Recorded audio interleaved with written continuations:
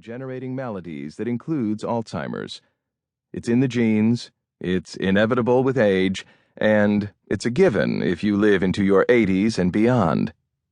Not so fast.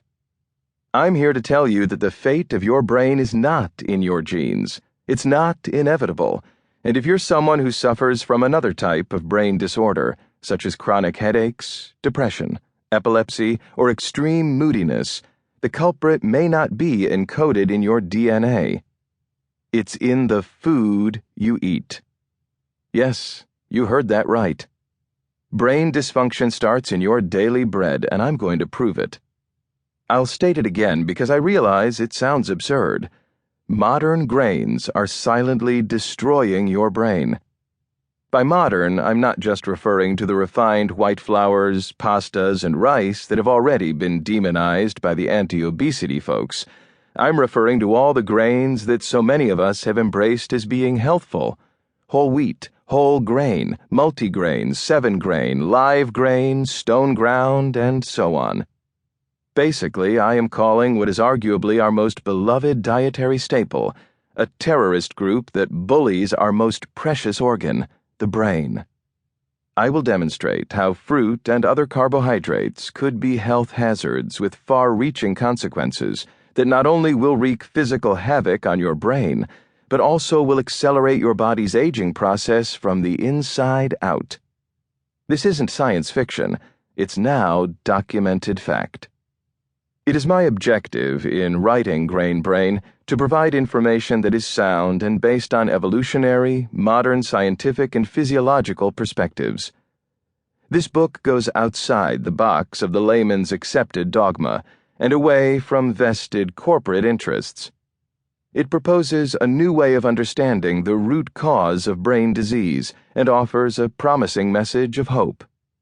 Brain disease can be largely prevented through the choices you make in life. So, if you haven't figured it out by now, I'll be crystal clear. This is not just another diet book or generic how-to guide to all things preventive health. This is a game changer. Every day, we hear about something new in our various wars against chronic disease, particularly with regard to illnesses that are predominantly avoidable through lifestyle habits. You'd have to be living under a rock not to know that we are getting fatter and fatter every year, despite all the information sold to us about how to stay slim and trim.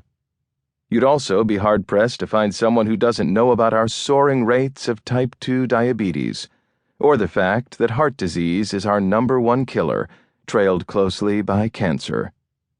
Eat your vegetables, brush your teeth, sweat once in a while, get plenty of rest, don't smoke, laugh more.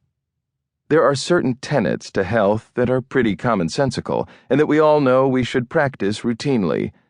But somehow, when it comes to preserving our brain's health and mental faculties, we tend to think it's not really up to us, that somehow it's our destiny to develop brain disorders during our prime and grow senile in our elder years, or that we'll escape such a fate through the luck of good genes or medical breakthroughs. Certainly, we would probably do well to stay mentally engaged after retirement, complete crossword puzzles, keep reading, and go to museums. And it's not like there's a blatantly obvious, direct correlation between brain dysfunctions and specific lifestyle choices, as there is between, say, smoking 2 packs of cigarettes a day and getting lung cancer, or gorging on French fries and becoming obese.